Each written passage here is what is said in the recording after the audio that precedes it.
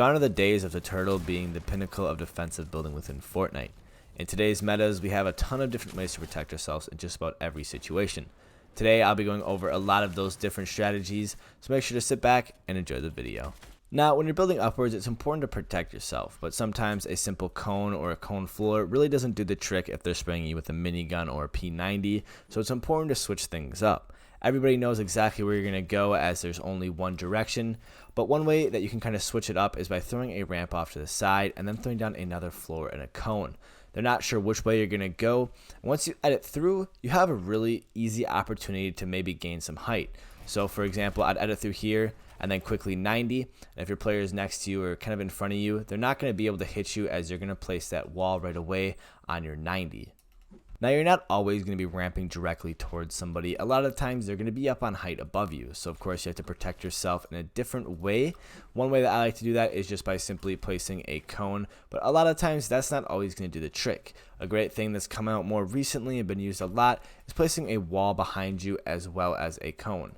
Now, as you can see there, the cone can be placed on the other side. It's a little bit trickier when you're on this ramp, so you do have to jump and then it will easily place. But these are just a great way to protect yourself from above a little bit more. And if you do want that extra little bit of protection, you can throw down a floor. And overall, this is probably the best, just because if somebody does jump down on top of you being a little bit psycho, it's really hard for them to follow you up and they're going to have to build their own path. And at that point, it's pretty much free height.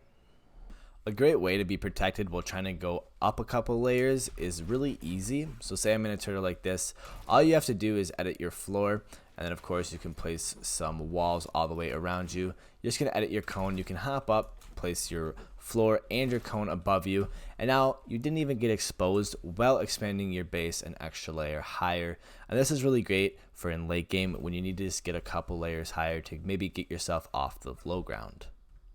Creating space in between a team and yourself is very important in a lot of different scenarios. One of the biggest, of course, is if your teammate gets knocked, you're obviously going to turtle up, that way you can res. Now, a lot of times the enemy is going to keep spraying your walls because, of course, they want to finish off your teammate. Now, what's important is not to just hold that wall in the ramp, because a lot of times they're going to catch up to you and eventually they're going to finish you as it's a 2v1 situation, and you're not going to have time to res your teammate. Now, you can always edit out the back, let your teammate crawl back a couple spaces, and then just create a little bit of space for you and your partner. That way, by the time they get to you, they're going to have to go through a couple layers, or they're not sure exactly where you're going to be, and it's going to be a lot easier to res and heal up. Another thing I really don't see too many people do is say your opponent is up on height and you drop all the way down to hit a couple of heals.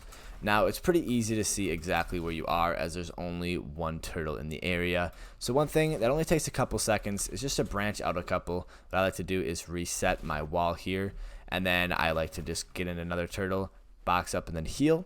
Now, this might seem kind of insignificant, but the fact that he might take the extra second to check the box that you're not in could give you that extra, couple seconds to pop a couple minis. That way, when you come out, you're going to be in a lot better shape than if you're just sitting in a pretty obvious box, because he's going to know exactly where to pressure. One of the best ways to protect yourself is, of course, tunneling, but it doesn't always have to be used in those late game scenarios. Say you're boxed up and there's a couple players around you, you can easily just tunnel a little bit and just create yourself some space.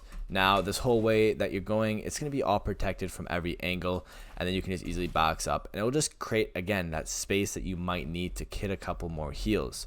Now, even in scenarios where there might be a player to your right in mid-game, you can easily just turtle around, and that way, you're going to have a lot more safer, and it's something that you need to practice anyways, so might as well learn it, and then you can utilize it at any stage of the game. Important to be defensive. It's important to not just sit here when somebody is trying to take your wall. You can't just let them keep banging on your walls, because eventually they're going to get in, and eventually it's going to leave you pretty defenseless. As I'm sure you guys saw my other video the other day where I talk about how to get inside of players one by one and leave them in a pretty rough situation. Now, in a scenario where somebody is, keep trying to take your wall, you have to make sure that you're putting pressure back on them, and since you have control over the entire one by one, you're going to have a lot more ability to make sure you're hitting them shots at the right time. You have control over the entire situation, so making sure that you know when to shoot and when to not is very crucial. Alright, that is going to wrap up the video there, guys. I hope you did enjoy. As always, if you did enjoy it, make sure to leave a like and subscribe, as it really does help out the channel a lot and supports me a ton. Other than that, I hope you guys have a good rest of your day, and I'll see you guys all in the next one.